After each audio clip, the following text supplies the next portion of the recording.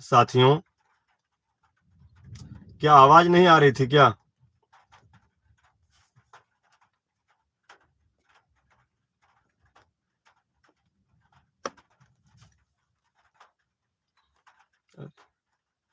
आवाज नहीं आ रही थी क्या सर? कहाँ तक सुना है आप लोगों ने? कहाँ तक सुना है बताइए? कहाँ तक सुने हैं सर?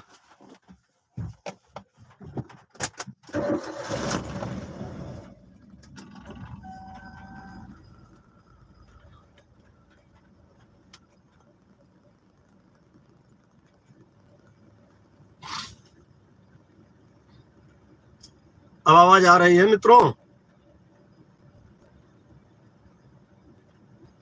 चलिए ठीक है। तो मैं ये कह रहा था कि जब मैं पिछले नमस्कार, आप सभी जितने भी शिक्षा मित्र, जितने भी अनुदेशक साथी हैं, आप सभी को लेकर एक बड़ी खबर सामने आ रही है। ये खबर आप सभी के लिए बहुत ही महत्वपूर्ण होने वाली है, इसलिए वीडियो को पूरा जरूर देखें और अगर वीडियो अच्छी लगे तो वीडियो को लाइक कर चैनल को सब्सक्राइब कर ले।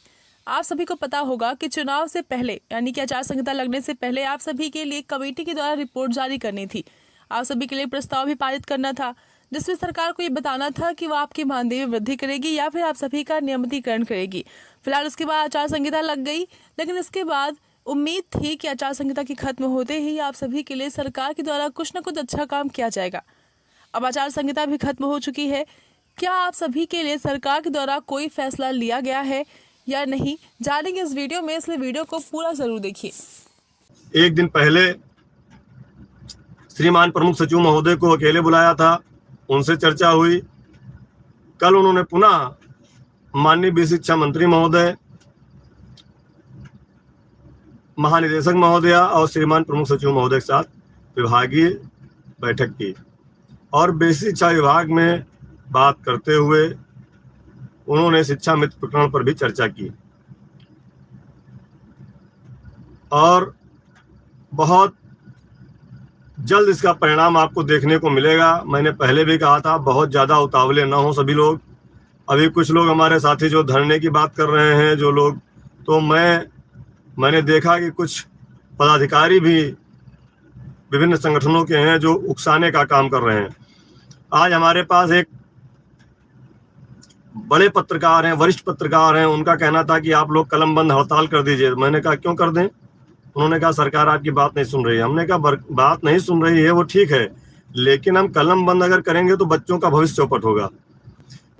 हम हाथ में काली पट्टी बांध के काम कर सकते हैं, हम शिक्षण कार्य नहीं बंद करेंगे। ये हम काफी देर तक उनसे हमारी बात हुई, लेकिन हमने कहा ना, कलम बंद हड़ताल अगर हम बाबू होते तो करते कि कर्मचारी का काम नहीं करेंगे, लेकिन हम बच्चों का भविष्य बर्बाद नहीं होने देंगे। हम बच्चों को पढ़ाएंगे, वो बच्चे हमारे सहारे आते हैं। सभी लोग जानते हैं कि शिक्षा मित्र यदि ना हो तो विद्यालयों में पढ़ाई चौपट है। लखनऊ जिले के जो महानगर है, लखनऊ जिला महानगर में 57 विद्यालय सिर्फ शिक्षा मित्रों के भरोसे चल रहे हैं। कक्षा 1 से लेकर के कक्षा 5 तक शिक्षा मित्र ही पढ़ा रहे हैं। ये स्थिति है। तो ऐसे में कुछ लोग आपको उकसाने का भी काम कर रहे हैं, कृपया उकसाने में ना आए। और जो भी साथी हमारे समझदार हैं वो लोग समझें कि सरकार ने आपके लिए जो कमेटी बनाई थी उस पर चर्चा चल रही थी। मैंने शायद बताया, आप शायद सुन पाए या नहीं सुन पाए। उस बात को लेकर के एक ग्रुप पे रात में 1:30 बजे तक बहस हुई और उसमें हमारे संगठन के जिला अध्यक्ष हैं। जिला अध्यक्ष के नाते आपको जानकारी भी होनी चाहिए, आप प्रयागराज के जिला अध्यक्ष हैं दूसरे संगठन के, कि आप उस दिन रात में मैं देख रहा था 1:30 बजे तक सिर्फ अपनी बात ये मनवा रहे थे कि कमेटी का गठन कोर्ट के आदेश पर हुआ है। तो मैं आज तक यही नहीं समझ पाया कि कोर्ट का आदेश 12 जनवरी को आया था और कमेटी का गठन 12 नवंबर को हुआ था और 18 अक्टूबर को प्रदेश अध्यक्ष जी के नाम लेटर जारी किया था डायरेक्टर महोदय ने। उसमें लिखा था कि एक कमेटी का गठन किया जाएगा। 18 अक्टूबर के बाद 12 नवंबर को कमेटी का गठन हुआ, 14 नवंबर को लेटर जारी हुआ, 24 नवंबर को कमेटी की पहली बैठक हुई और 29 नवंबर को दूसरी बैठक हुई जिसमें संयुक्त निदेशक महोदय को भी बुलाया गया।